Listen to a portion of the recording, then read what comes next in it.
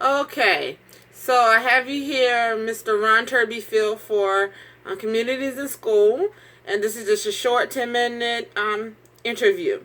So, firstly, Mr. Turbyfield, I want to know how long has this program been functioning? We have been in business about 17 years. So, you've been around for quite a long time. Yes, the organization has been here that long, yes. Oh, okay. What are the different departments of Communities in School? Well, we are a very lean organization.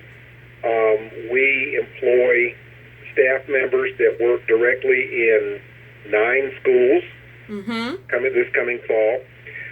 We have one volunteer coordinator and trainer, and I'm the executive director. So in terms of operational staff, there's just me to do the administration, and the other people work directly with students. Oh, okay. So you kind of have like a little administrative side and then some hands-on actually in the schools. Yes. Okay. How many community schools are there in North Carolina? Oh, gee, in North Carolina, I'm not sure exactly how many affiliates are in North Carolina. It's a national network. Oh, okay. And Communities in Schools of North Carolina kind of oversees local affiliates, and we're just one. Oh, okay. So they're nationwide. Like I go to Iowa, California, all over the nation, and there would be communities in schools. Yes. Oh, okay. Next question. Would you say that communities in schools is a shared or separate responsibility when it comes to like partnerships between families, school, and communities? Oh, it's definitely shared. Okay.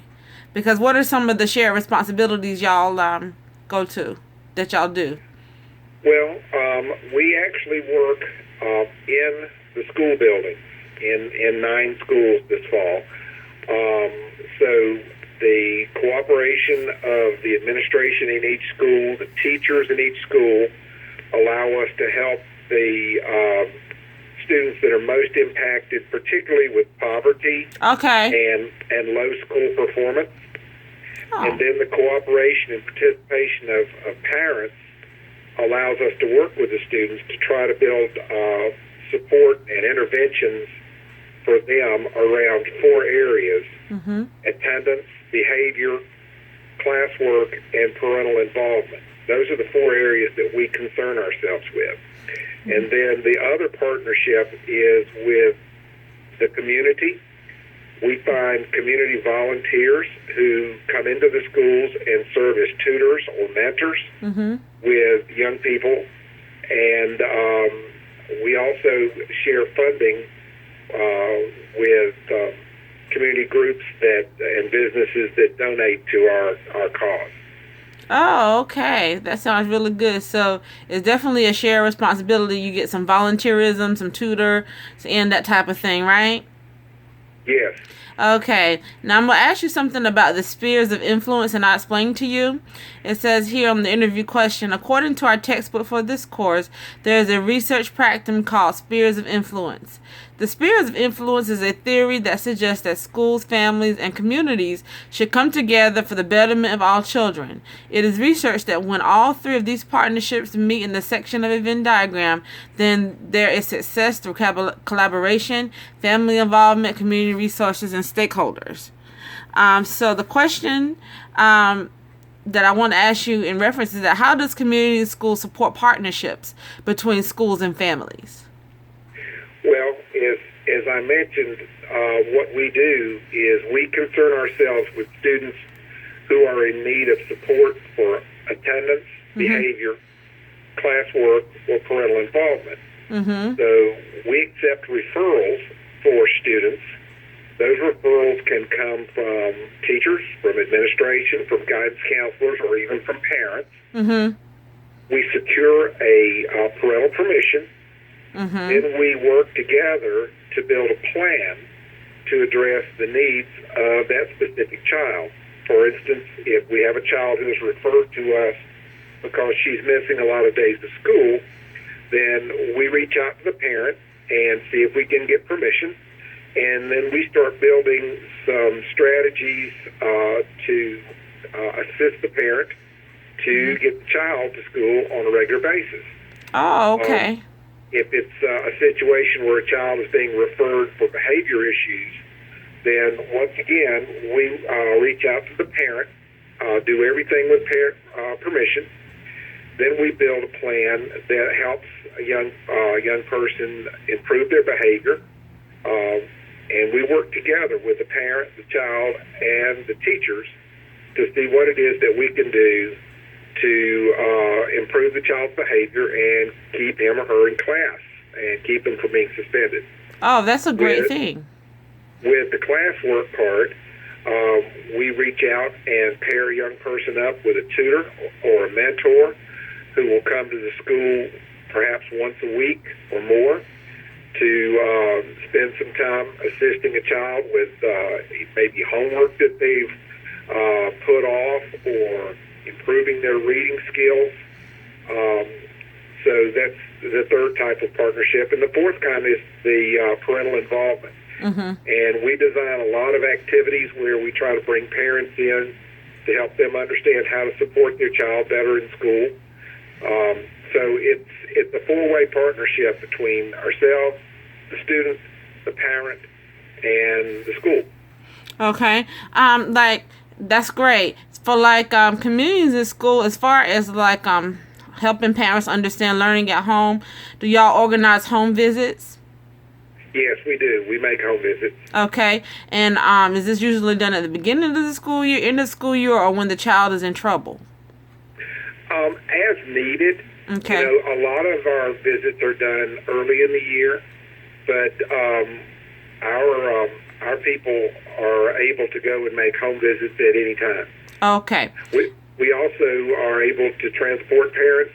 For instance, if we've got a parent who needs to come to the school for a teacher conference but doesn't have a way to get there, we can go and pick them up. Oh, that's wonderful. Okay, and now what ways would you say that community schools propagate leadership, teamwork, and written action plans? Well, each school begins the year with an assessment.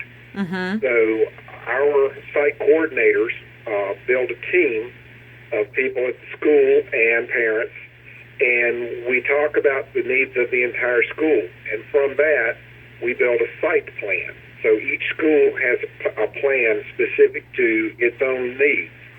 Mm-hmm. So we work all year long to satisfy that plan based on the needs of the school. All right. And just a few more questions. How does communities and school get funding, and from what source? We are funded about 1/3 with United Way money. We have a local United Way agency, and we get about 1/3 of our funding from them. We get another 1/3 from grants, donations, and fundraising. Mm-hmm. And the final 1/3 this year, we will be receiving some Title I funds from the local school district. All right. That's wonderful. Then you really keep it going, the program running smoothly. Yes. All righty. Overall, would you say that communities and schools focus on partnerships that help ameliorate or improve equity for all children? Yes. All righty. And then my final question says, finally, what types of research and data are used to improve services for families and children? Well, all of the strategies that we use are research-based. The CIS model is one that's been developed nationally, and has proved to be a research and evidence-based way of keeping young people in school, keeping them from dropping out. Mm-hmm. So we follow that model, which is designed at the national level around research and practice. Okay, well, thank you. This is great. So, as a summation, I'm just going to summarize some important points that you helped me to appreciate about how, communities and schools, there's a shared responsibility between school, home, family, and partnerships. They promote equity for all children. They get funded from the United Way, and they do their best to do research and data to improve families and children. And overall, it's a national program, and there's several ones throughout North Carolina and the 50 states. So I thank you. I think that this is a great interview, and I thank you so much, Mr. Turby. Turbyfield? Am I saying it right? Right. Turbyfield. Okay. All right. Well, that concludes our interview. I'll go ahead and stop it.